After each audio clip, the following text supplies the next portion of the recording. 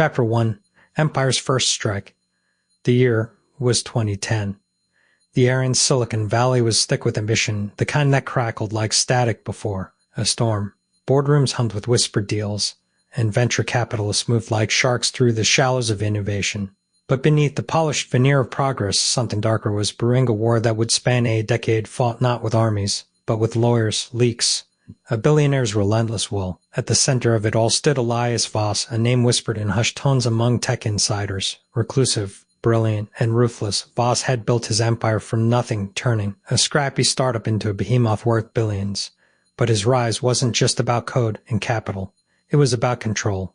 And control, as he would soon learn, was the one thing his rivals would never surrender without a fight. The first strike came on a Tuesday. It was the kind of day that started like any other, sunlight glinting off the glass towers of Palo Alto, the distant of traffic blending with the chatter of coffee shops.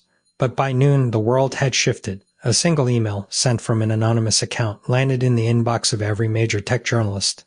The subject line was simple: the truth about Vostek.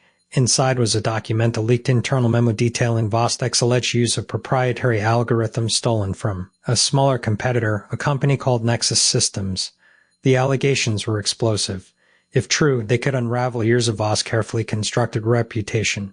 But Voss wasn't the kind of man to panic. He was the kind who saw moves 3 steps ahead. By the time the first headlines broke, his legal team was already in motion. The memo was a forgery, they argued. A smear campaign orchestrated by Nexus CEO Daniel Mercer, a man who had once been Voss' closest ally. The two had clashed before over patents, over talent, over the very soul of the industry. But this was different. This was personal. The courtroom became their battlefield. The first hearing was a spectacle. Reporters packed the gallery, their cameras flashing like strobe lights as Voss and Mercer faced off across the aisle. Mercer, ever the showman, wore a tailored suit and a smirk as if he already knew had won.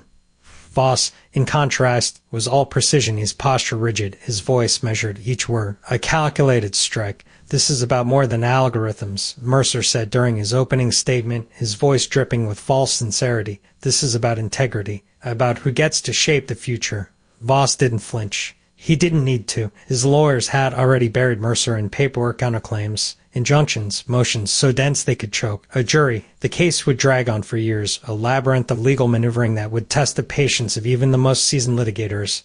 But while the courts danced, Voss was building.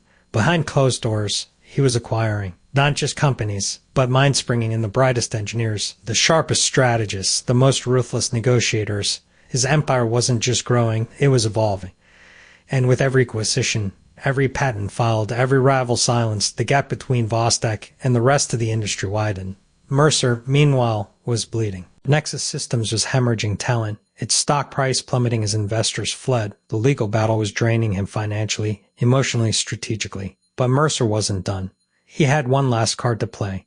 In 2013, a whistleblower came forward. A former Vostek employee, now disillusioned, claimed that the company had engaged in systematic sabotage, undermining competitors, stealing trade secrets, even manipulating markets.